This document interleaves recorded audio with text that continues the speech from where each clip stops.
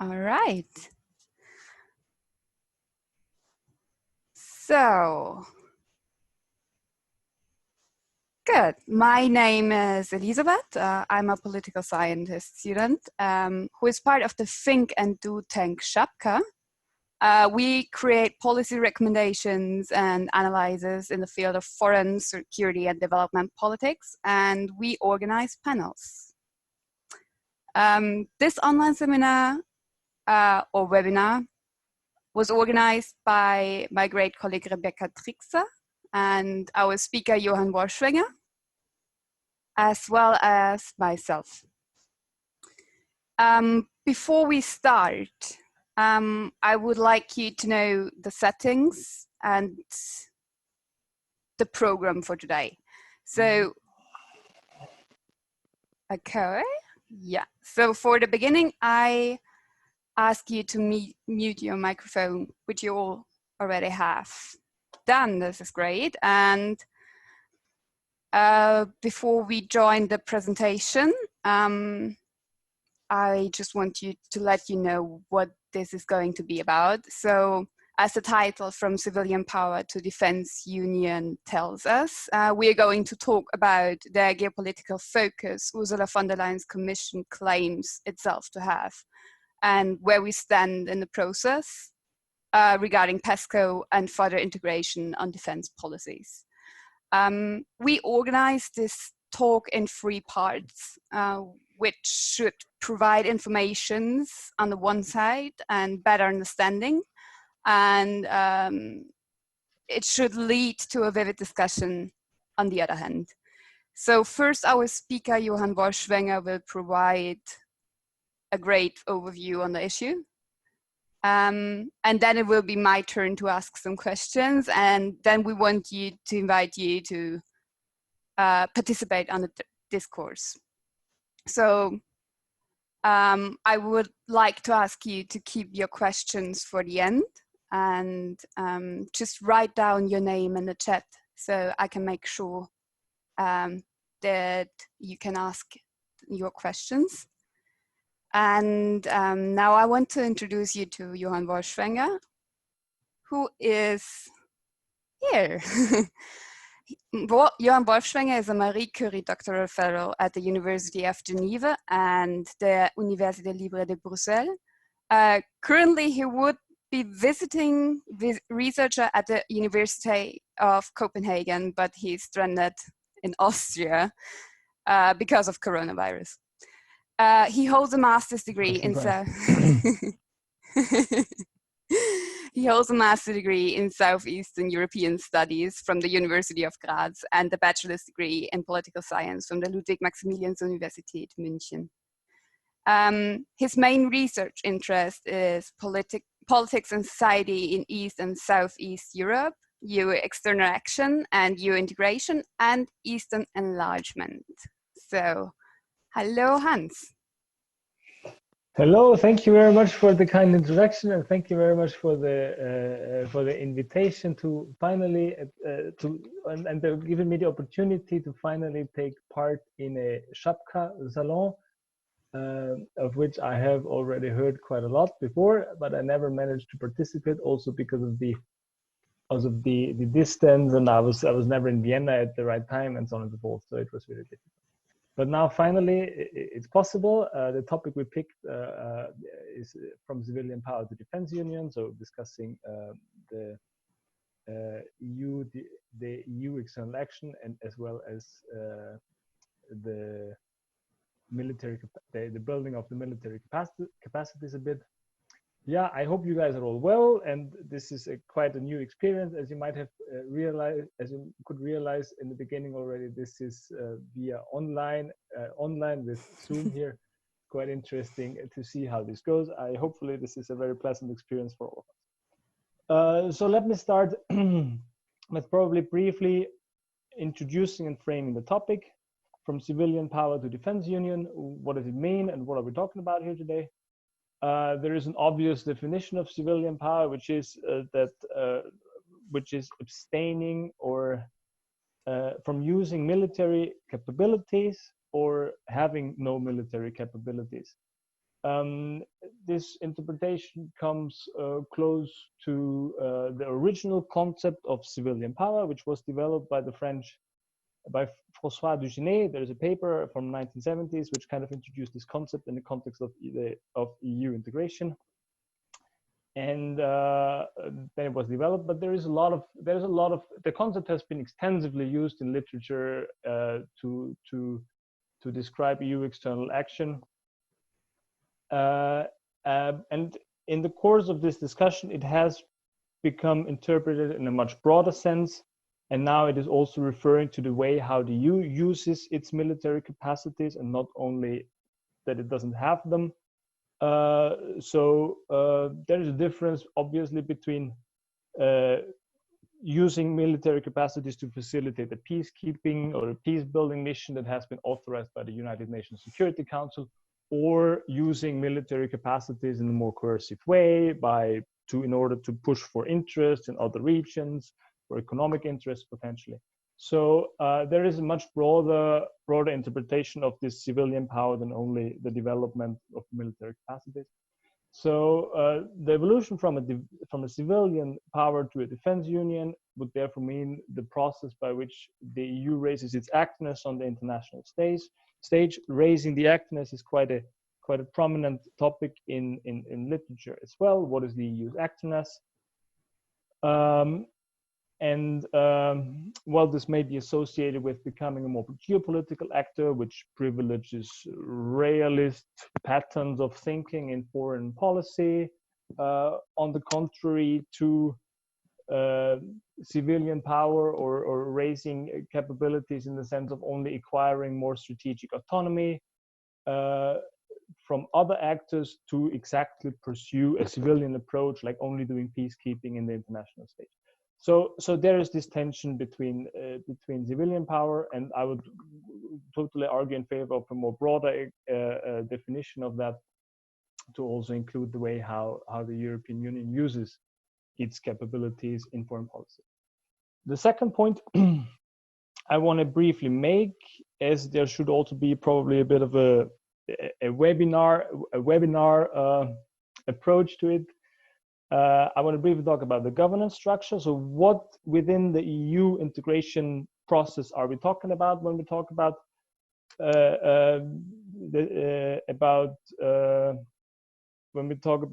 military capacities and civilian power? Where are these capacities, military capacities, situated? And of course, on the broadest level, as I already mentioned, we are talking about the Common Foreign and Security Policy, CFSP, which is one of the traditional three pillars of EU integration, besides justice and home affairs, and of course the economic integration, which is the most important pillar. This has been defined by the Maastricht Treaty already in 1993. And this is an open-ended integration process. So it can go until, as we know, until kind of becoming a nation state. Part of the CFSP then is the CSDP, which is the Common Security and Defense Policy, which is specifically concerned with security and the defense dimension. That is mostly crisis management, military capabilities, peacekeeping forces, battle groups, and so on and so forth.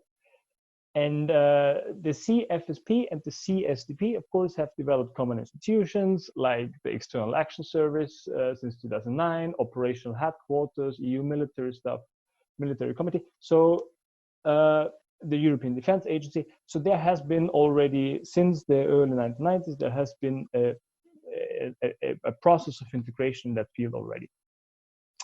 So there's on the one hand the institutions, then there is on the other hand the procedures like the Foreign Affairs Council, where common positions are negotiated. Then we had all the EU foreign policy strategy, the global strategy from 2016 was the most recent one, and a very important one also. So and there's also common positions on various issues in world politics. If something has happened somewhere, the EU develops this common position, which is all in that kind of framework. On that issues, on the governance structure, there's lots of books and lots of chapters, so you can read a lot about this. The most recent initiative, and a rather crucial one is called Pesco, Permanent Structures Cooperation. And this is, I'm going to talk now a bit more, because this really points towards the development of common capabilities. So let's briefly discuss as a third point here, what is Pesco and why is it a bit special? As I already mentioned, certain concepts within the common security and defense policy, like cooperation, interoperability, joint missions, pooling and sharing, these are concepts that are there already for quite a while. Pesco is somewhat special because it may be seen as the starting point of common capabilities in the way that it favors the whole and not the specific. It favors the whole over the specific parts, and the specific parts are, of course, the military capacities of the nation state. Pesco could theoretically mean, if you think it to the end, that one member state specializes on the production as well as the operation of one branch, that of tanks, fighter jets, or whatever, and another one does the other thing, and not everybody maintains a whole army of everything. So this could theoretically be, but we are far from that. I don't want to create too high expectations, or Pesco does not create very high expectations. I will briefly, in order to elaborate better on Pesco, I think I'll briefly explain how Pesco came actually into being and how it was launched in 2017. So when it was launched, it was everything else than new, because Pesco is already in the Lisbon Treaty, in Article 46, if I'm not mistaken. The link I have shared in the chat, this Pesco webpage, there is the legal basis, and you can read all about all the decisions that on which is it based. So this is quite an informative webpage.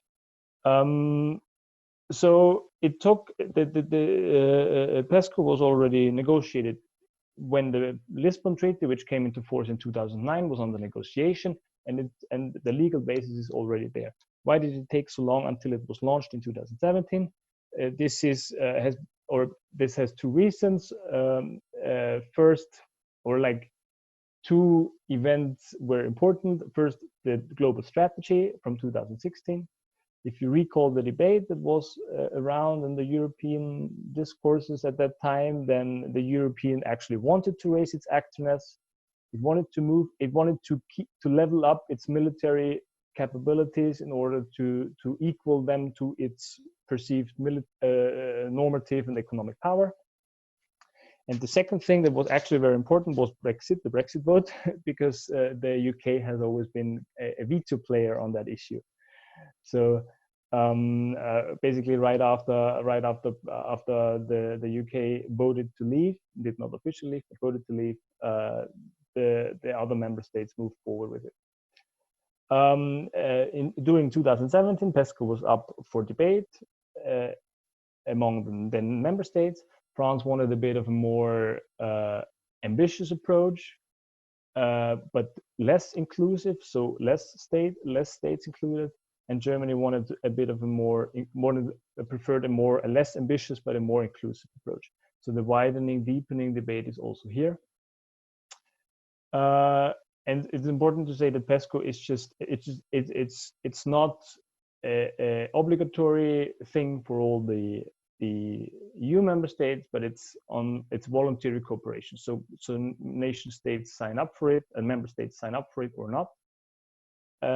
And 25 out of 28 member states did. I remember the discussion back then was a bit like nobody was actually convinced that it's of it, but also most of the member states finally didn't want to miss it, and so they joined. The cornerstones of this Pesco are rather vague still to some degree. So it's the harmonization of military needs. There's a coordinated annual review where the procurement of the member states is meant to be done in a way which tackles shortcoming of the EU. There's the commitment to increase defense spending. There is the commitment to have a certain amount of capabilities, military capabilities available for joint usage. There's national implementation plans of how to do all this, and so on and so forth. One cornerstone is also the compatibility with NATO, which is also very important. And there is a set of joint projects which are funded then partly by the EU, which you also see on the web link, on the Pesco link that I've shared. There's quite a nice overview, and I think the number of projects, of joint projects, transnational projects, have steadily grown. What is Pesco not, or what does it not yet include? Well, it is member states still have their own single set of forces, which are under one national command and which are often overseen by the national parliaments. So there is still this problem that joint forces remain in the framework of crisis response and must be mandated by the national parliament. So we are not there. What is generally referred to as a European army. And what still Pesco does not have is the governance structure as such is a member state driven process. So there's no automatism in it. The governance rests with the council, and if the European Union wants to ever move further, it needs to have another negotiation process. Everybody needs to agree, and so on and so forth. And if there is substantial changes, it actually requires treaty changes of the treaty of the TEU changes. So in short, Pesco is a starting point, or is a first step to develop these joint capabilities, which provides potentially some strategic autonomy, but it's far from anything that we can call, I think, defense union yet. And as a fourth point, I want to briefly dare an outlook into the future. What can we expect? Can we expect further integration in that field or not? I'm personally very skeptic, because the member states are still rather divided over the issue. So let me briefly refer to, or let me briefly recall the Commission, the new Commission, the von der Leyen Commission, which had this mantra of geopolitical or geo-economic commission. And could a defense union potentially be a substantial part of such a more geopolitical union as Ms. von der Leyen proposed? The idea behind the geopolitical commission was that von der Leyen sought to make external action more strategic and coherent. But what I heard from when I was in Brussels and from talks with MEPs already, that nobody there actually expects much of in terms of geopolitics. And so my interpretation of this is a bit that this idea that was put forward by the new Commission was a bit to counter internal fragmentation and Euroscepticism, so kind of building the narrative that we can only keep up together with China and the US if we remain united, and so on and so forth. But I think I think the expectations are very little towards this geopolitics. The second point with regards to that outlook is a bit what I said before, that there is still a lot of division, there's a lot of different, what I would call strategic cultures in the EU, and also different threat perceptions. Remember, one of the major points in the last few years have been that the EU actually did not manage to have that common positions on certain issues in world politics. I can't recall now an example, but it was in the news plenty of times. So it was quite difficult to find this common position. And just only think that, for example, France and Spain and Italy traditionally look more towards Western Africa, Northern Africa. The Eastern member states are very concerned with Russia as in terms of threat perception. So there is quite a division, which brings me to my third point that I want to briefly mention here. This is the relationship between the EU and NATO. And also here are diverging views. It's not only that NATO itself is pretty much in trouble, I would say. I just like this whole Trump story and the Turkey story and the Middle East and so on and so forth. So one could legitimately probably challenge the purpose of NATO nowadays. There's also within the EU, there are different positions on it. Just recall the, again, the Eastern member states for whom the NATO deterrence formula is quite a substantial part to protect themselves against Russia, while Macron recently called NATO brain dead. So he apparently has a bit different views on that. And also remember the Steinmeier formula or Steinmeier initiative, who sought to bring back Vladimir Putin and Russia on the negotiation table of the European Security Treaty, which would strengthen the OSCE and kind of marginalize the US and NATO from the European security architecture. So to sum up, there is still divergent views. Probably this can be picked up further in the discussion. Last but not least, I would like to make a more broader critical point, a more broader critical reflection on all this. As you have probably seen in the teaser that was sent out to this event, there is a new CIPRI report out. The CIPRI is the Stockholm Institute for Peace Research or something like that. So quite a renowned research in terms of peace and military expenditure, and their recent report concluded that there was a significant global rise of military expenditure.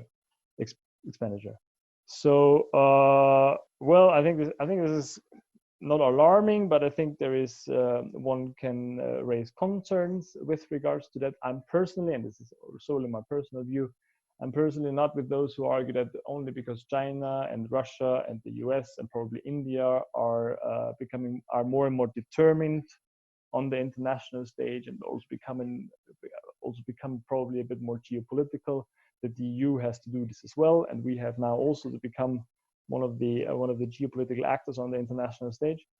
I found, for example, that the US and Russia giving up on the INF treaty caused very little outcry all over the world and all over Europe, while there is a lot of talk about the defense of the liberal order and the attack of the liberal order. So I find this kind of discourses that become more and more prominent more and more pronounced in the last few years quite concerning. And I think a new arms race would not be anything.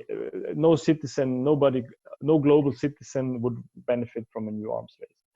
So I would rather say we need a stronger peace movement rather than geopolitics, and let alone a geopolitical commission.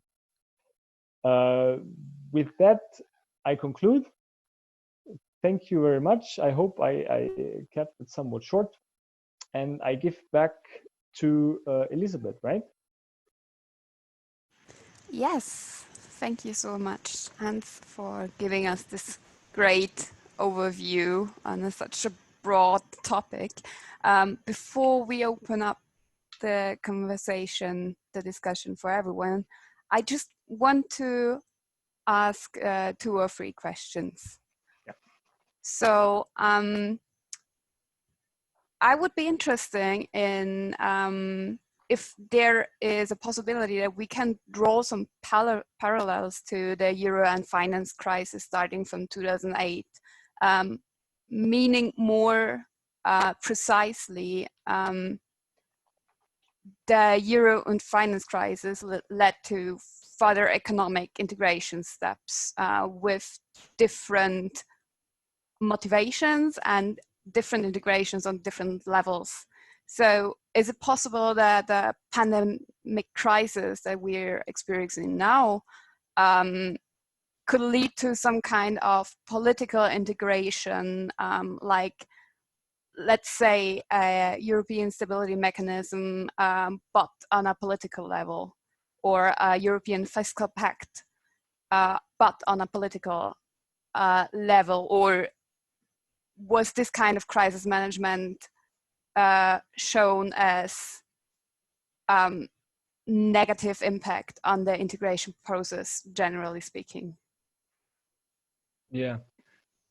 So that's a bit, I think, thanks for the question. I think it's a bit, it doesn't have much to do with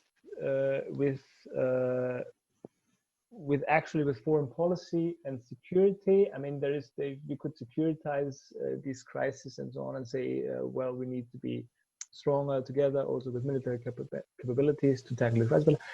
So it's a bit. I see it a bit different from that. My personal view. Others might relate it more. I see it different. You said the crisis led to further integration. Well, the crisis also showed the limits of integration, I would say. So the 2008 crisis, where the best example is probably the Eurobonds, which some member states did not want in 2008, and other member states did want, and they don't want it now in the Corona crisis, and the others want it now in the Corona crisis. So the result was the ESM, the stability mechanism, which is kind of a compromise, and also now we found the compromise with this, I think, Kurzarbeit from the Commission, and also relaunching the ESM. I think currently nobody wants. There is very little political will to go further, and also in terms of in this whole economic field. So I think some member states, particularly Germany, Austria, also the Netherlands, know that if the domestic discourses do not allow to go further, and that is why they don't want to have any further common instrument established like Corona bonds. So that would be my interpretation. And the crises do show that rules are bent in crisis. And there were the three major crises. There was the financial crisis in 2008, where kind of the Copenhagen criteria, or like the budget discipline, became more a guideline than a rule. There was the refugee crisis in 2015, where the distribution of refugees became bent, kind of, although it was agreed already among the member states. And there is now the Corona crisis, where the free movement of people is kind of bent, and the European Union actually can't do much. So I'm very skeptic that that out of this crisis, I think we consolidate, we grow stronger, we figure out our problems, but I don't think there is much momentum for integration coming from that. But there can be plenty of different views, I think, on this. Okay, all right. So, yeah, it's for sure it's hard to say, though. Also, I would like to ask a question about strategic autonomy. So you've been mentioning the global strategy from 2016, where strategic autonomy was already mentioned by the EU. Can you explain more precisely how this could be interpreted by the capitals across Europe?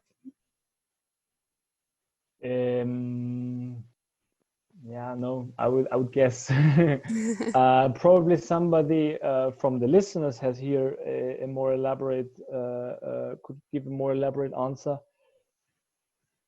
I don't know, the strategic autonomy, I would interpret the strategic autonomy immediately with regards to NATO. And of course, with the actorness that I already said before, that the European Union as an actor wants to be able to act on the international stage on its own.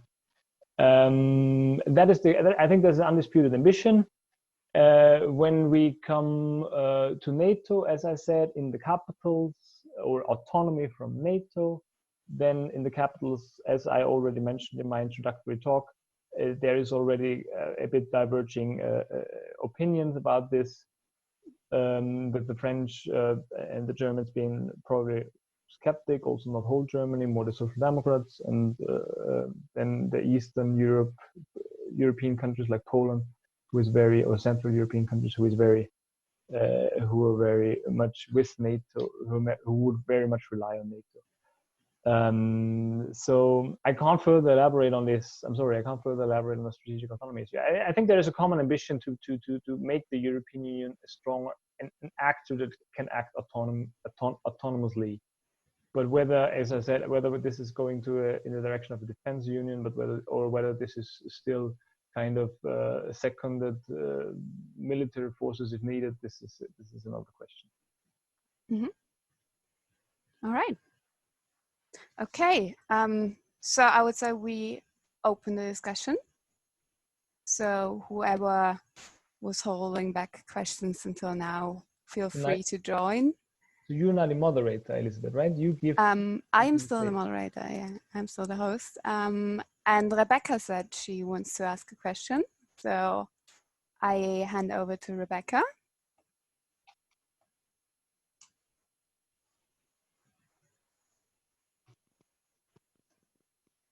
Hello, sorry for the delay. Okay, thank you first of all for the great input and the insight of the defense union and the development from the civil power. My question is more about does the EU maybe miss the opportunity to focus even more on other developments rather than the military part? Like, we're in the climate crisis and we have to be prepared for famines or droughts, and as well we're in an age of digitalization, and so there should be also a focus to prepare for those crises, like cybersecurity. Is this also a part where the European Union have no strategy yet?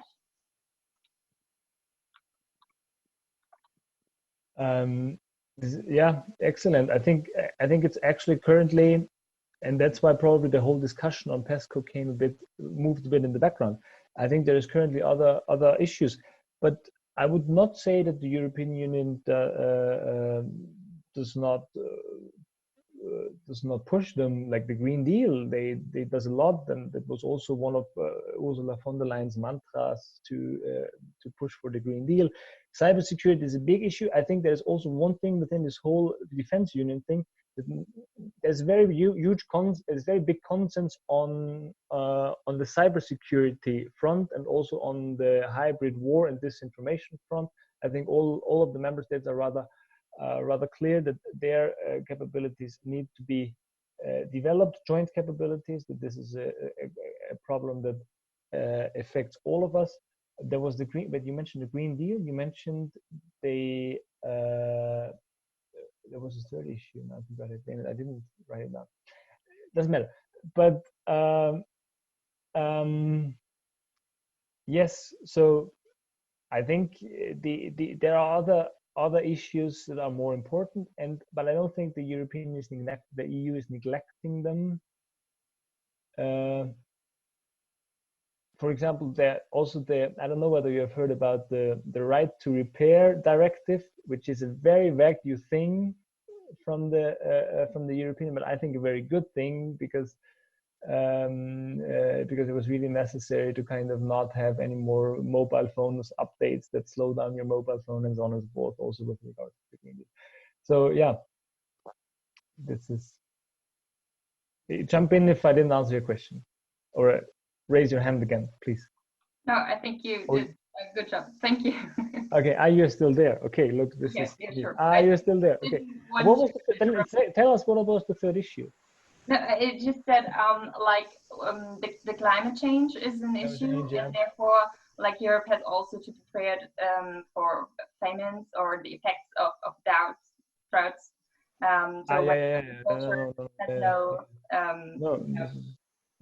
I think there's a whole separate agenda on this. This is like pushed. This is good to be pushed. Yeah. But it is a bit different. It shouldn't be securitized, to my opinion, and it is different from the security agenda. I hope so. All right. So I would say it's Jack Smith's turn, and then Michael Stellwag, and then Lucas. All right. So Jack Smith, if you would like to ask a question.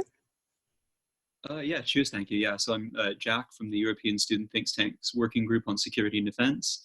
First of all, really great outline, particularly of the challenges that the European Union faces on defence and security cooperation, because there are a lot of them, and having having followed this from 2016 on, I completely agree with what you say.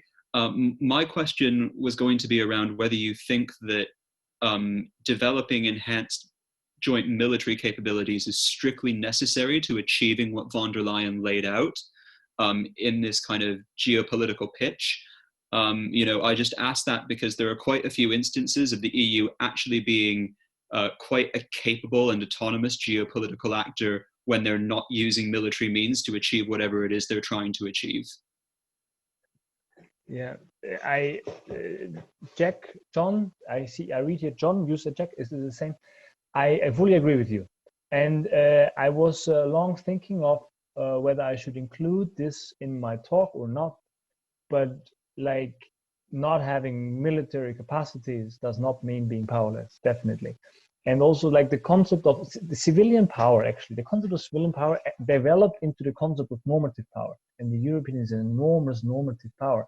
So this whole regulation thing, due to the externalization via its economic power, via trade agreements and so on and so forth, whole world they will have to use Europe, not the whole world, but there's a significant externalizations to other regions of its standards and so on and so forth, which then feeds back to the climate change issue, which could all be used to tackle climate change and so on and so forth. So yes, I think in a world without in a world, it all depends what you measure. And if you measure with like let's say Putin measures, he doesn't take the European Union serious because it doesn't have a military capacity, so to speak. But if you measure in other terms, the European Union is indeed a powerful actor, and I would strongly differentiate here. And also there's an excellent paper from Duval and Barnett, you might know it, which differentiated between the four versions of power, and there is the coercive power, which is traditionally used as the measure in realist thinking, in security discourses, is only one of them. Yeah. Are you there? So. Yeah. Thank you very much. Okay.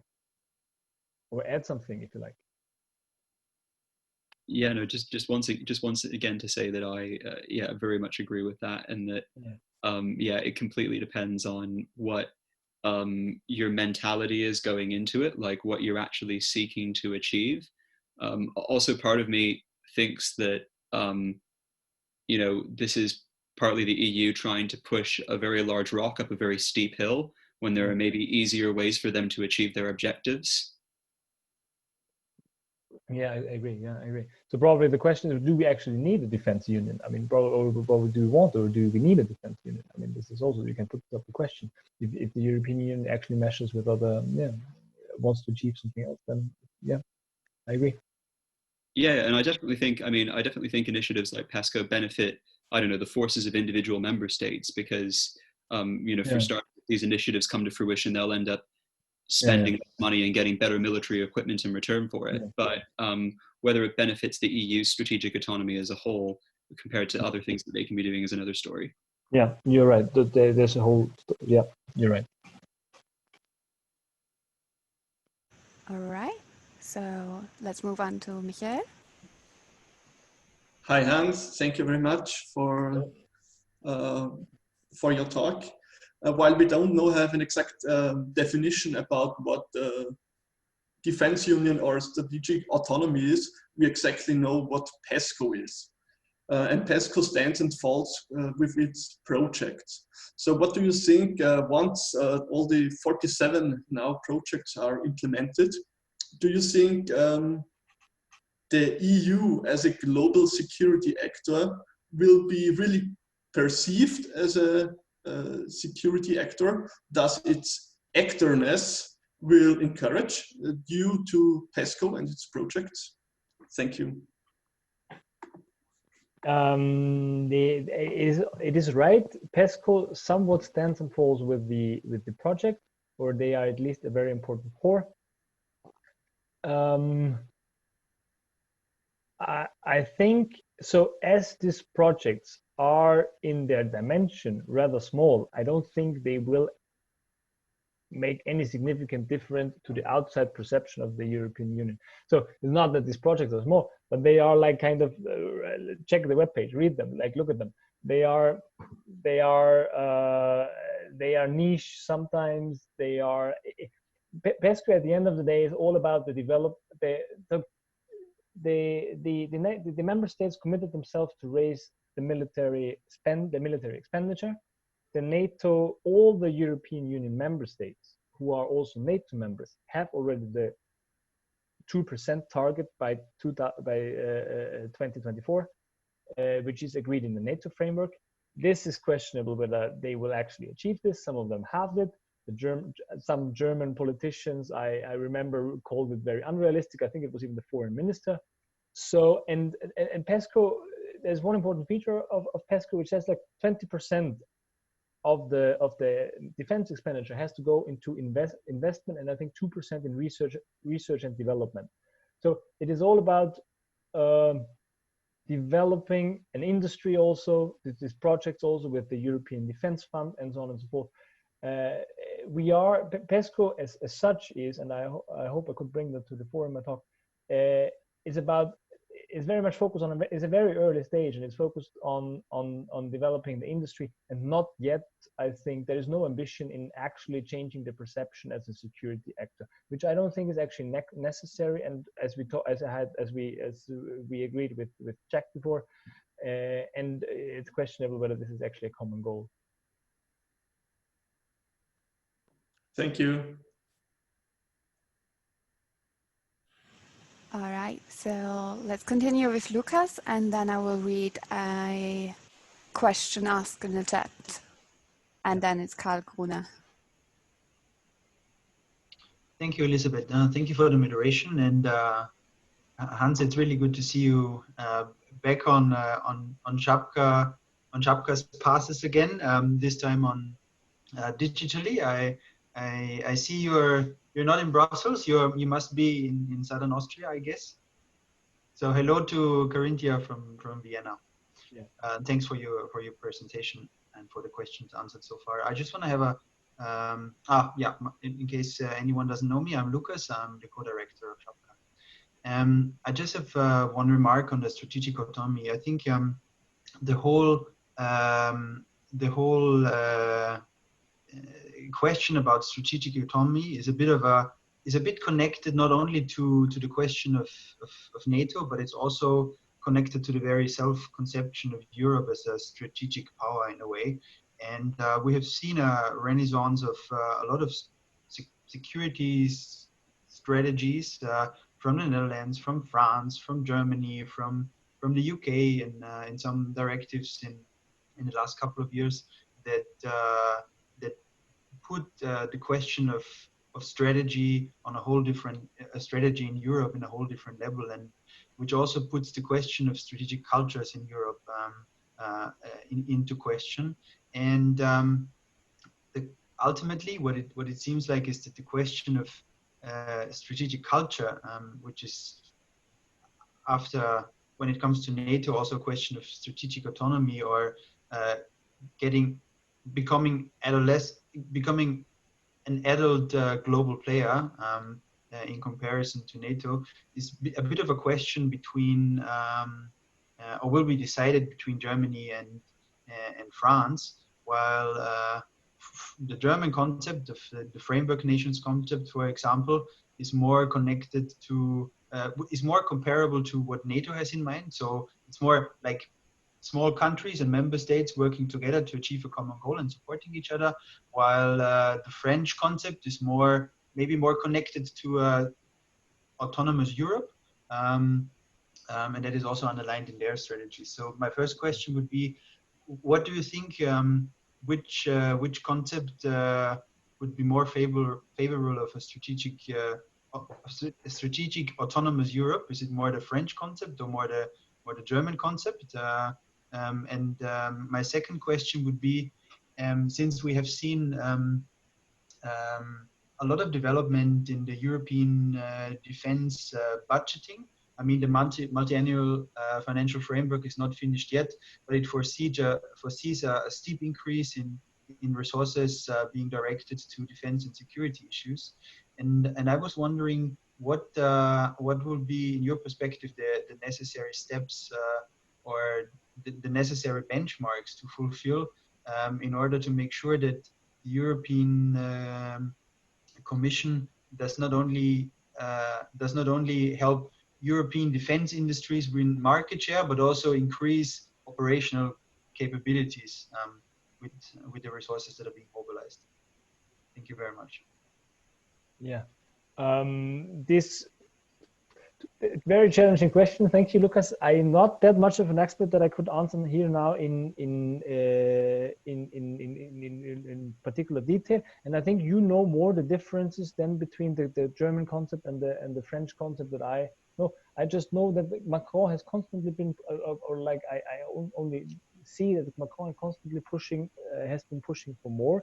And I think, of course, his idea of whole Europe, not only in the defense sector, but his push, remember the Sorbonne speech and so on and so forth, his push in favor of European integration would theoretically facilitate EU integration better, but there was not much of a response to it, I think. So probably you seem to know more, and you elaborate on that a bit more. But I fully agree with you that there is a difference between the German concept and the French concept, but what would facilitate EU integration more would definitely be the French concept, I guess. But please elaborate on it. With regards to the budget issues, I hope I got the question right. I think there is currently not much, like what would be, Pesco is what we have, and Pesco does not really yet target operational forces, as far as I understand it, or and specific increase of operational forces. I mean, there have been in the last few years, already years ago, there have been the EU military stuff and the battle groups and the EU Corps, and there is one very important project which is kind of this rapid reaction force and so on and so forth, which is where the most important countries work together. Or which is one project where, under the lead of Germany, I think, where the bigger countries work together to develop that capabilities. But it doesn't change the structures or the headquarters. It doesn't change the structures within the European Union. So I don't know. Probably we need another crisis in order to develop this capability, or we need another crisis or an event in world politics that we can develop these capabilities, and that gives this new momentum. But currently, I wouldn't see there's much political will on moving into that, increasing operational capabilities. Mm-hmm. Thank you very much. I'm just going to mention one thing on the question you deviated and played back on me. I think the question of what Europe, if there's a possibility on the horizon of strategic autonomy for Europe, I don't think it can come from either Paris or Berlin. I think if you take, for example, the French strategic review, that it basically foresaw European strategic autonomy, but handled by Paris. So it basically means European or French strategic autonomy plus European defense. While on the other side in Berlin, the German suggestion for a framework nation concept came at a very bad time. It came before Trump, shortly before Trump, and it came before Brexit, and it also came before Macron. And while the focus is more on NATO, is also not so much on European defense. And that's, I mean, those are just two examples of of a very granular security understanding of security in Europe, as far as I see it. So I think the question that brings me back to what you and other remarks have pointed out earlier is what it actually would need in Europe is a whole different understanding of strategy in Europe and of what Europe wants to, where Europe wants to use its normative power in the world to create a whole different understanding of what security threats are. And that accounts to a lot what has been mentioned already, that amounts to data regulation that has been tackled quite well by Europe. It amounts to climate change issues, which we have seen by the European Green Deal, which is a whole different subject to discuss, but this was also lacking a lot of normative power. It's more reviving of old concepts and adjusting numbers and calculations to make it fit to make Europe be on a sustainable and green path. But it also lacks a lot of social issues in Europe. It lacks an understanding of how to do trade for people and how to do trade for markets. So I see Europe, I think, in order to Europe to become more autonomous, it has to become more autonomous in its thinking of what strategy is. And I don't see that. And it apparently can't come, to my understanding, it doesn't come from capitals in Europe, in Berlin or Paris or anywhere else. I have two brief remarks. I probably want to briefly answer them. The first thing is, doesn't the outside very much push to exactly not develop that kind of thinking differently about strategies that you are now suggesting? Because it is China who becomes more determined and who plays more this geopolitical role. It's the US with Donald Trump. It's Putin, has always been. So can we? I say I'm very much in favor, as I know more enough. But can we actually say, okay, now we focus solely on the climate change? And the second thing is a process in which the member states are in the driver's seats. Like, tell me the formula, tell me the policy recommendation to make a process to make a process common, where the parts or the member states are in the driving seats. And this defense cooperation is one of them, where the member states are in the driving seats. So it's very hard to tell France to not make it useful for them. You see what I mean? Yeah, but you're right. I agree with you. Can I just quickly put in here two questions actually that have been asked in chat. I just gonna quickly reread them, because I think what you've been discussing now had been answering this quite well. So somebody asked, do you think the EU with Pesco is not, I think that means not a civilian power anymore? That's question one. And question two is, when we think of possible European army under European command, would the EU change its role as a civilian power to a military power? So yes, I think the fundamental different understanding of strategic autonomy, or what is a strategic, common strategic understanding has to be changed.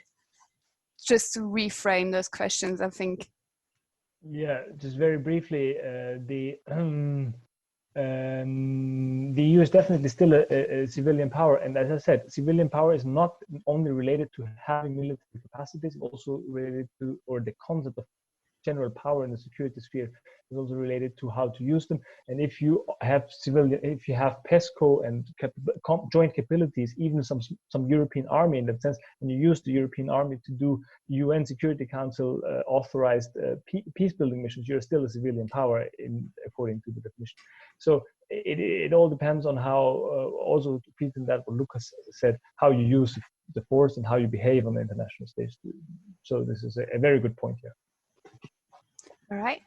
So should we move on to Karl Grüner, who would also like to ask a question, if he is still here?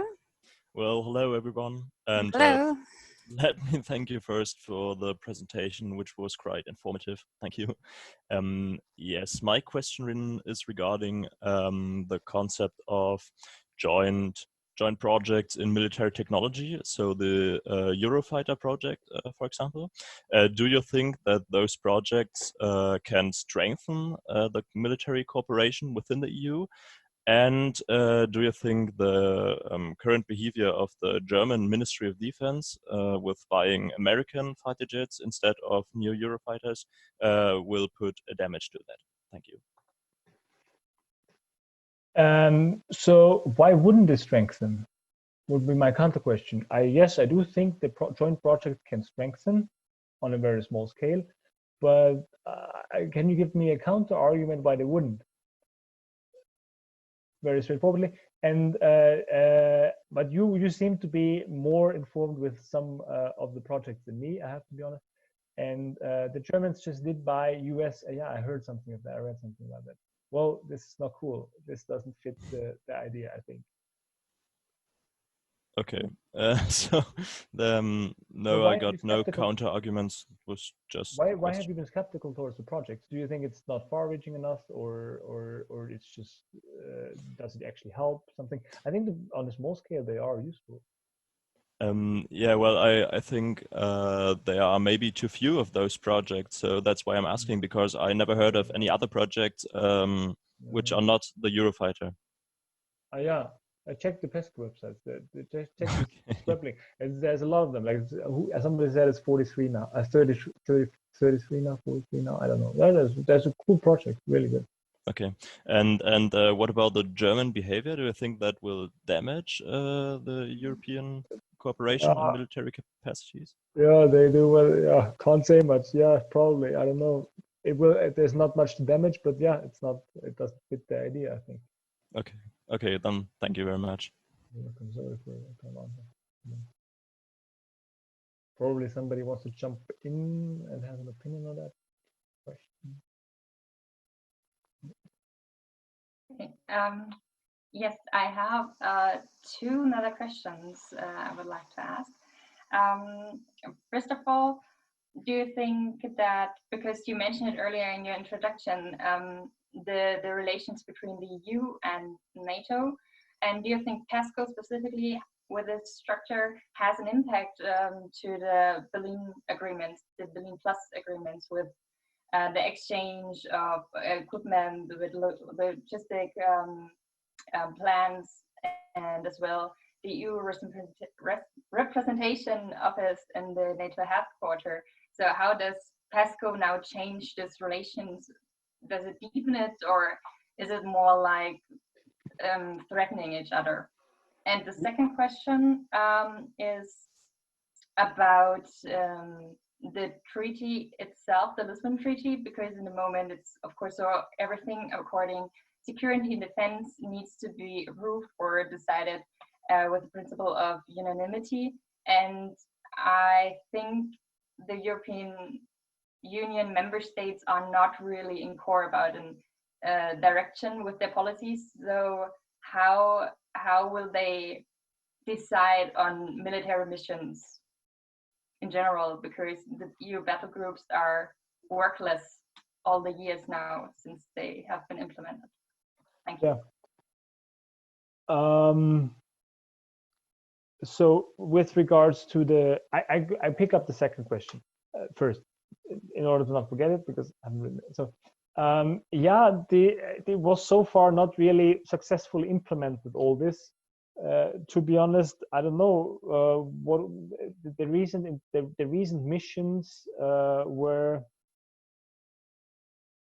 Yeah, I mean, the bigger missions were all still member state led. If I think of Mali, I think, and the more peace building missions are yeah, with the common decision, and yeah, there is consensus, but with regards to the treaty and with regards to the governance of it, well, there isn't. Well, it's still a consensus driven process. Yeah, it still has to it still has to they have to all agree on this. Now I lost. What was the question? Can you rephrase the question again? The second one. Now I still forgot. Yes, sure.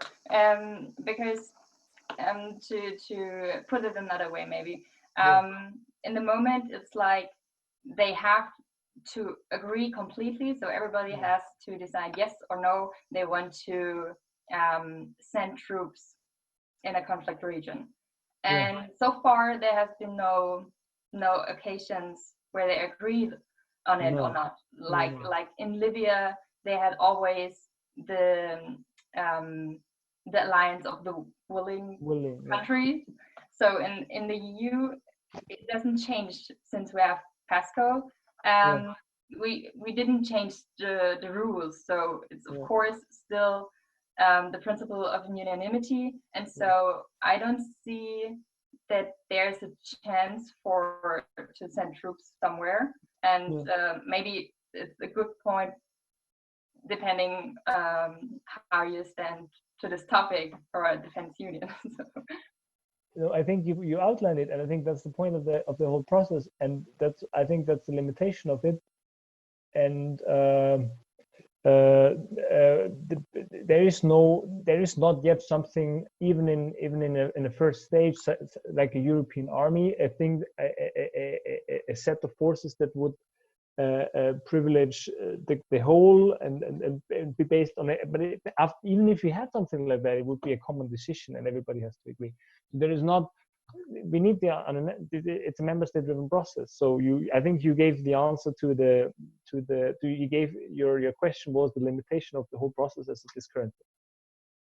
And with regards to the first question, the relationship with NATO, there is a whole debate on it, which I have to admit, I'm not on top.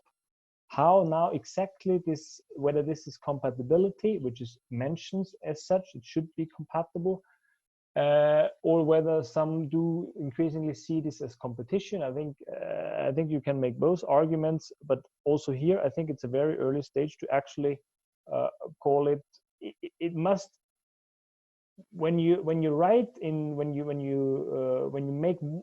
is one of the cornerstones that is in compatibility with NATO structures, and for example the UK was one of the main defenders of one of the main slogans was also not having parallel structures to NATO. All of them, or like many member states did mention that as well. So it will be but for me, this is a too technical discussions of how you can actually disentangle EU structures from NATO structures, and how do you, in the military sense, in the military capability sense. There are certainly people in the audience here who can elaborate better on this. But as far, for the time being, it is definitely supposed to be compatible. And everybody agrees on that. But I would hope it's getting competition to some degree.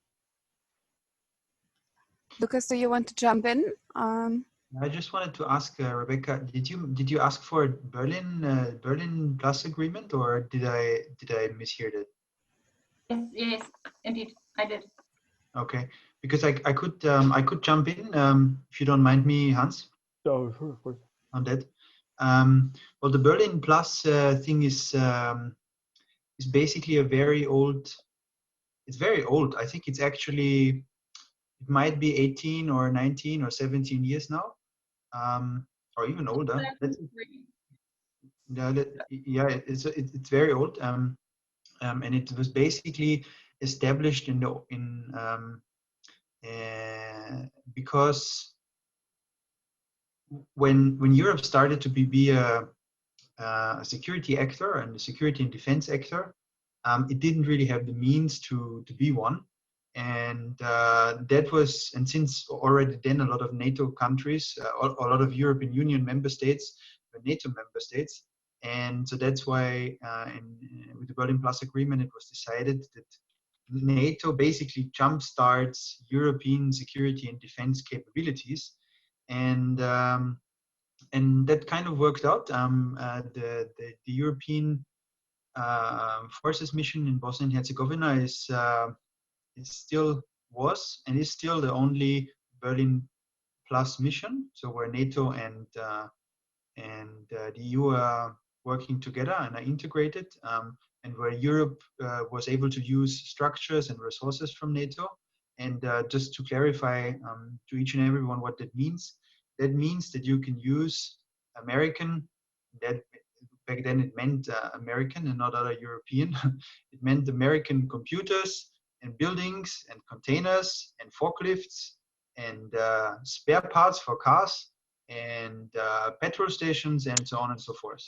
So that was really what it was about. And as Europe grew more, and here we go again, autonomous in security and defense, this Berlin Plus became more and more tricky and problematic, because if you want to be a strategic actor or a geopolitical player, but you rely on another geopolitical actor for its resources, then it becomes a bit tricky, because you can never argue and you can never say that you can actually do the things you do without your partners, which would be NATO and the United States of America in that sense. So that's where Berlin Plus became a bit tricky, and that's why it has never, after it's being used in kickstarting the European Forces mission in Bosnia and Herzegovina, and still relying on it.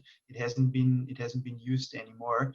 And over time, it also got a second difficult dimension, and that amounts to Turkey. One has to say, because Turkey is a NATO member, and but it's not a European Union member state, and so and you see the problem in Bosnia and Herzegovina, for example, where you have a European Union mission with NATO as a force provider, and there it's quite tricky, because if you have troops from a country contributing who are actually trying to work around the European Union strategic goals, or have different strategic goals, it becomes quite tricky. And so that's why Berlin Plus has always been a challenge, and probably will stay a challenge. And that's what brings us back to what Hans said. In order to get this right, it sounds very easy. It sounds very easy if you hear there are a lot of European Union member states in NATO and vice versa. But in reality, it's two different entities, European Union and NATO, and having different strategic goals. And that's why the use of, or the pooling of resources and the joint usage of resources can be quite tricky in reality. So sorry for my excursion into Berlin Plus, but excellent. No, I think that's great. That's great. I think Jack would like to leave a comment about the NATO here quickly, and then it's Michael's turn. Jack, would you like to say something? Yeah, I'll try and be quick. On the EU and NATO, it definitely seems as if the EU is on a kind of weird middle ground at the moment with NATO. And I mean, I personally don't really see that changing on either side for a couple of different reasons. I think, Lucas very clearly outlined some of the reasons why closer integration with NATO from the EU would not be possible. Another reason, put simply, is that several EU member states have neutrality provisions in their constitutions, Austria included. So that would be a pretty major barrier, I think, to really closer formal cooperation. Not to mention the fact that Turkey still has tens of thousands of troops stationed in what is legally a UN member state's territory, which is another slight complicating factor.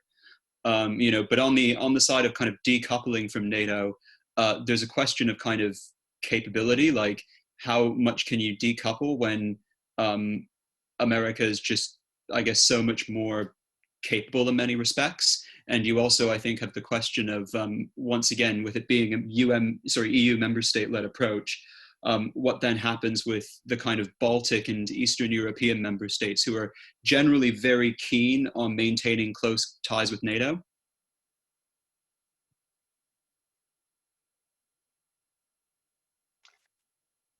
Thank you. Yeah. Was that a question, or was that? No, that was a good comment. Excellent. Right? Yeah, it was more a comment, but once again, if you guys disagree, then no, I fully agree. This is a very right elaboration on it, obviously.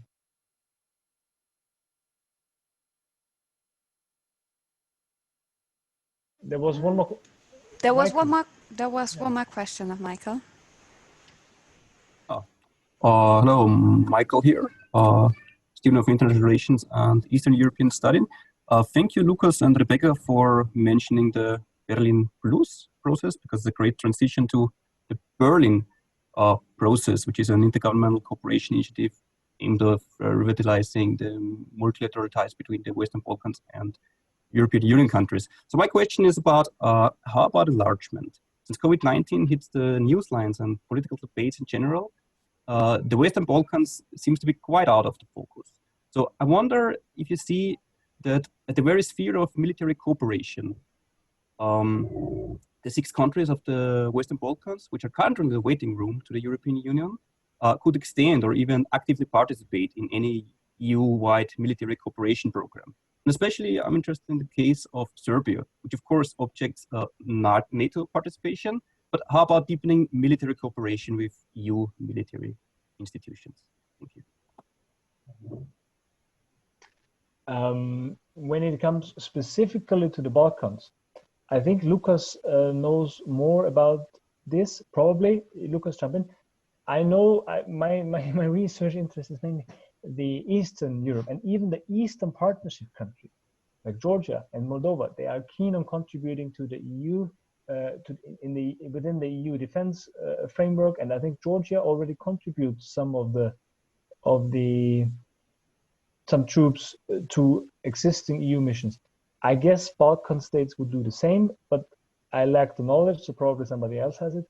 And this is mainly to show, in the case of Georgia, for example, to show how European they are, how much of a value they could contribute in order to foster the integration process, in order to be, in order to kind of more or less lobby for the integration process. This is all I can say about it.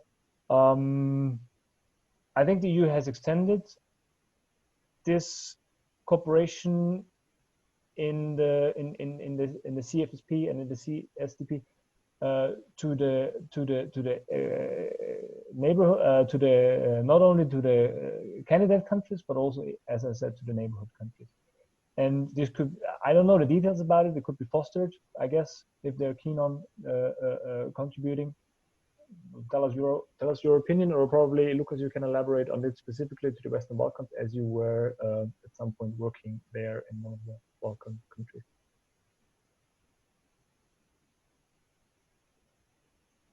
Yeah, I'm just jumping in. When it comes to CSDP, and you're quite right, that is connected to the Berlin process, which was triggered or started with 2014 Berlin conference, and wanted to, or had the aim to forge more multilateral ties to Western Balkan states.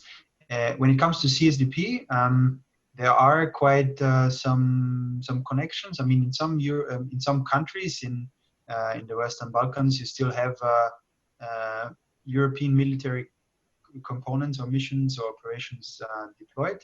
That is one, but that's more passive, more active, which is more in line with the Berlin process. There have been a lot of integrations of the defense capabilities, armies of Western Balkan states in European Union missions, actually. And that in order to make that happen, a country of the Western Balkans needs to basically sign an agreement to participate in CSDP missions. And in several countries in the Western Balkans that has happened. I actually had the opportunity to participate in the signing of the Bosnian of Bosnia and Herzegovina when Bosnia signed the agreement to contribute troops to European Union missions, and I'm not quite sure where the Bosnian armed forces are now deployed, in which European Union missions. But to answer your question, yeah, that has been quite successful. Officially, from my perspective, it's more a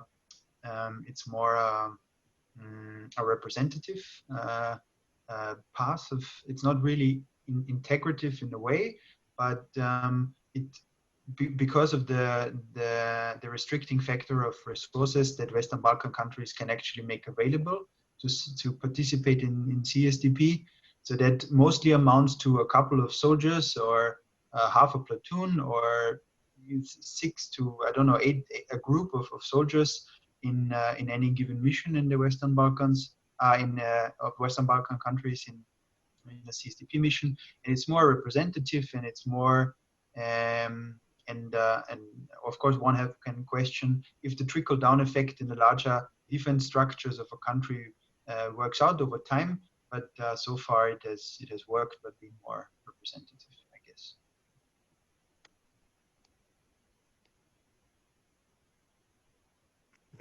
Thank you, Lucas, for jumping in on this with this excellent information. Misha, are you happy with the answer? Yes, thanks a lot for the answer question. Thank you. All right.